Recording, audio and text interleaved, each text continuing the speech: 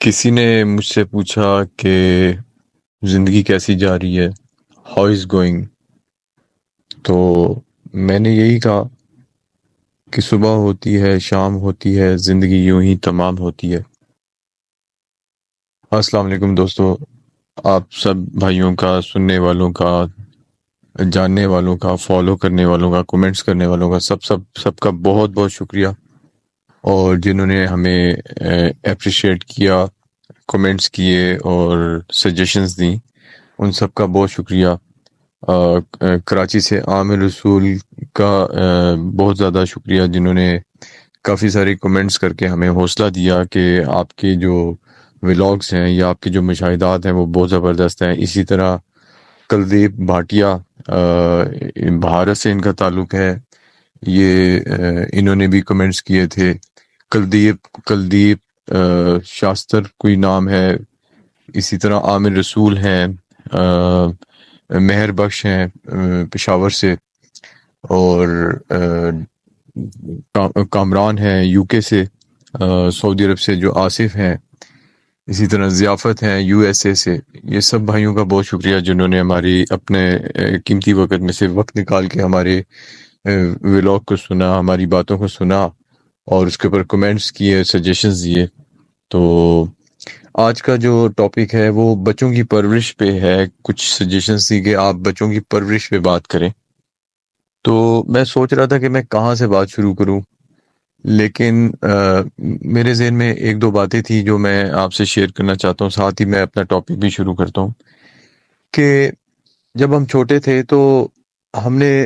دیکھا کہ ہمارے ایک ماموں تھے، وہ بہت زیادہ خوش مزاج تھے اور وہ بچوں کے ساتھ نہ گھل مل جاتے تھے. ان کی ہر بات کو جذب کر لیتے تھے، ان کی ہر ڈیمانڈ کو پورا کر لیتے تھے. تو یہ فن ہمیں بڑا اچھا لگا تھا. تو ہم ان کا نا ویٹ کرتے تھے. وہ ہم سے دور تھے، وہ دوسرے شہر سے آتے تھے، ہم اسلام آباد میں رہتے تھے. تو وہ بہت سفر کر کے آتے تھے اور ان کا جو تعلق تھا وہ اکاڑا ساہیوال سے تھا.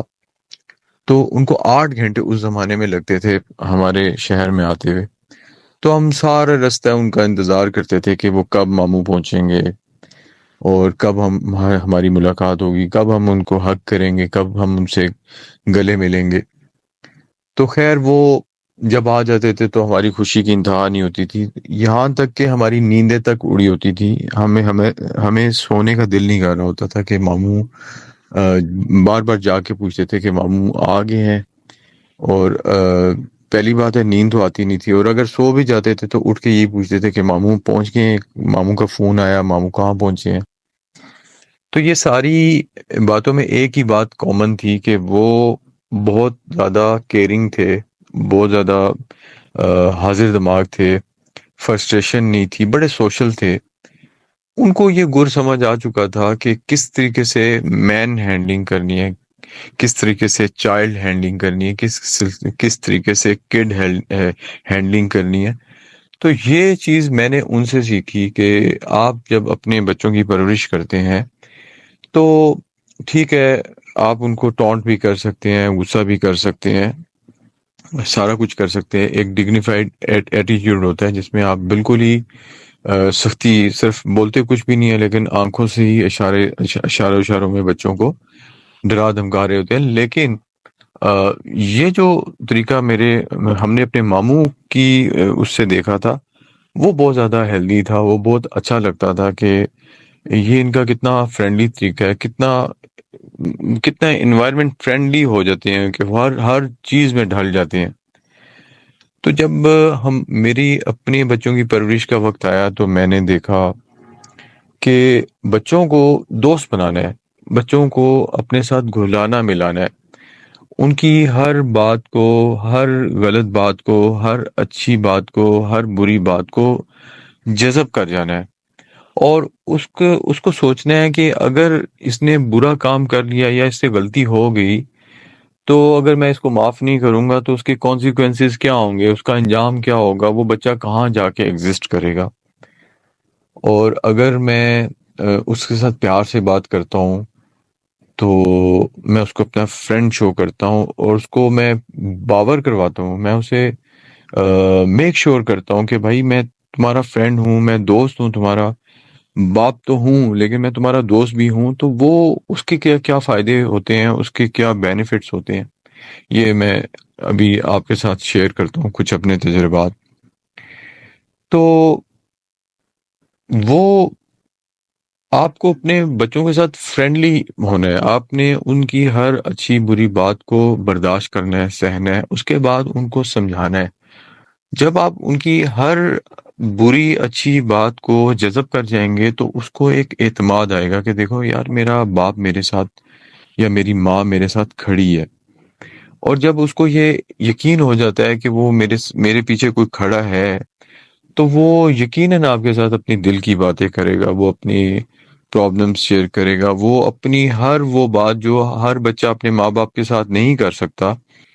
وہ آپ کے ساتھ شیئر کرنے کی کوشش کرے گا کہ میرا یہ ایشو ہے، یہ میرا مسئلہ ہے، یا میں یہ کرنا چاہتا ہوں، آپ یہ میرے ساتھ یہ میری ہیلپ کر دیں، یا آپ مجھے ایسا کر دیں یا ایسا بنا دیں۔ تو یہ فرینڈلی ہونے کے بہت سارے فائدے ہیں۔ ایک بات میں نے ویسے بھی ایک جگہ پہ پڑھی تھی کہ جب گھر میں ایک مریض یعنی کہ ایک انسان مریض بن جاتا ہے، پیشنٹ بن جاتا ہے، تو ہم اس کو پھینک تو نہیں آتے نا، ہم کسی کوڑے پہ یا ہم کسی گاربیج میں تو نہیں پھینک آتے نا، اس کو ہم اس کا علاج کرتے ہیں، ٹریٹمنٹ کرتے ہیں۔ تو اسی طرح بچے جو ہوتے ہیں اگر ان میں کچھ غلط ایکٹیویٹی یا غلط عادات یا اس نے ہیبٹس اڈاپٹ کر لی ہیں، تو ہم اس کو ڈانٹیں گے یا برا بھلا تو نہیں کہیں گے نا، ہم اس کا علاج کریں گے، اس کو سمجھائیں گے، اس کو ٹیچ کریں گے، اس کو ٹریننگ دیں گے۔ تو اسی طرح یہ جو میں نے آپ کو بات بتائی ہے کہ ہم اس کو بجائے کہ ہم پھینک دیں یا ہم اس کو جیسے مطلب کہ ہمارے رویوں میں دیکھا جائے زیادہ تر جو آپ لاسٹ 2 ڈیکیڈز ہیں اس میں اگر غور کریں تو ہمارے پیرنٹس جو تھے وہ اتنے زیادہ فرینڈلی نہیں ہوتے تھے۔ تو اس سے کیا ہوتا تھا کہ بچے جو تھے وہ اپنا جو پیار ہے یا اپنی جو توجہ ہے یا اٹینشن جو ہے وہ دوسرے لوگوں میں ڈائیورٹ ہو جاتی تھی، تو وہ اپنا دوست پھر باہر کے لوگوں کو، باہر کے دوستوں کو سمجھنا شروع کر دیتا تھا، جو کہ خود بھی ایک امیچور بات ہے، اور اس میں امیچورٹی بھی تھی، اور جس سے وہ پسند کر رہا ہے یا جس سے وہ دوستی بنا رہا ہے یا وہ خود بھی امیچور ہے، اس سے کیا اچھا سرزد ہو سکتا ہے جب وہ خود امیچور ہے، اس کی کوئی میچورٹی نہیں ہے، نہ اس کے پاس کوئی ایکسپیرینس ہے، نہ کوئی تجربہ ہے، تو وہ کیا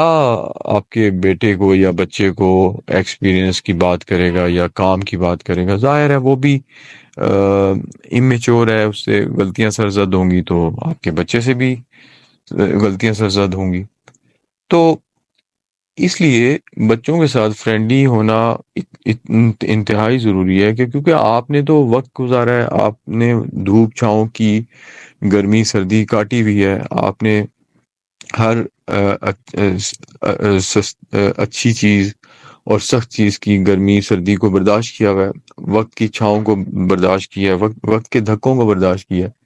تو جو ایکسپیرینس آپ کے پاس ہے وہ آپ کے بیٹے یا آپ کے بچے کے دوست کے پاس تو نہیں ہے۔ تو ڈیفینیٹلی جب وہ بچہ آپ کے ہاتھ سے نکل جاتا ہے اور وہ اس کی اٹینشن کہیں اور چلی جاتی ہے، تو وہ انہی لوگوں کو اڈاپٹ کرے گا، انہی کی عادات کو اڈاپٹ کرے گا جو وہ کر رہے ہیں۔ ہمارے ویسے بھی اسلام میں ایک حدیث ہے جو میں نے کبھی پڑھی تھی، جس میں لکھا ہوا تھا کہ دوست دوست کے ایمان پہ ہوتا ہے۔ تو جب آپ کا بچہ اس کی اٹینشن ڈائیورٹ ہو گئی ہے،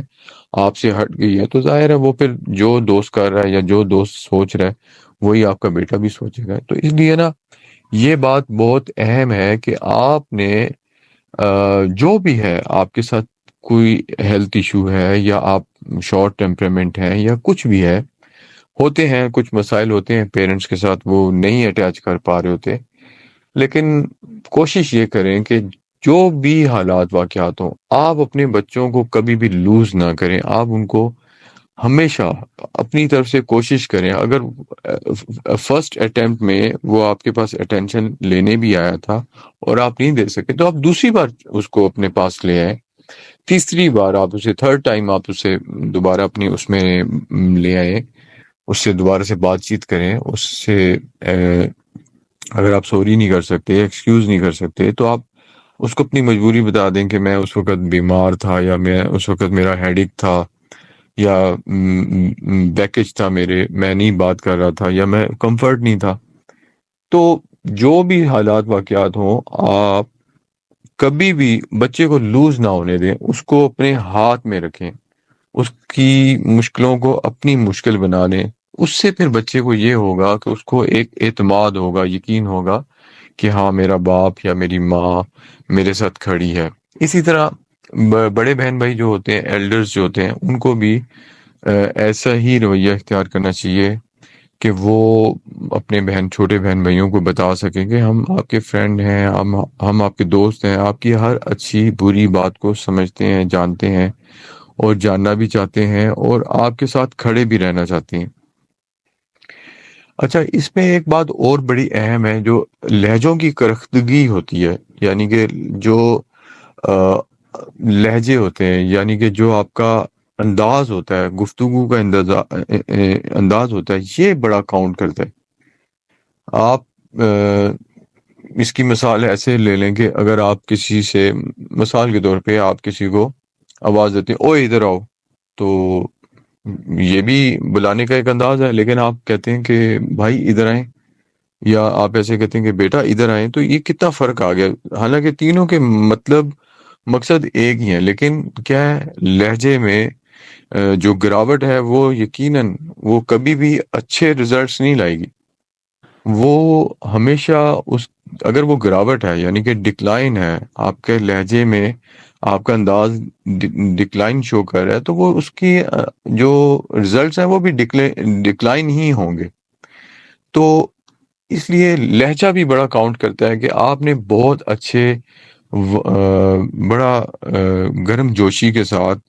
اگر آپ گرم جوشی سے نہیں کر سکتے، وارم ویلکم نہیں کر سکتے، تو آپ تھوڑا سا دھیما ہو کے بات کر لیں، اور بہت اچھے طریقے سے بات کر لیں۔ لیکن کرخت لہجہ بھی رشتوں کو دور کر دیتا ہے، فرینڈشپ بنانے میں رکاوٹ کھڑی کر دیتا ہے۔ تو یہ کچھ پوائنٹس تھے، میں اس کے اوپر اور بھی مزید بھی بات کروں گا۔ ویڈیو بہت لمبی ہو گئی ہے، تو میں ابھی اس کو یہیں پہ بند کرتا ہوں۔ پھر بھی آپ بھائیوں کو اگر کوئی بات مزید بھی سمجھنی ہو، تو آپ مجھے ڈی ایم بھی کر سکتے ہیں، کمنٹس بھی کر سکتے ہیں، اور اگر آپ کو یہ بات اچھی لگے تو آپ اس کو شیئر کریں،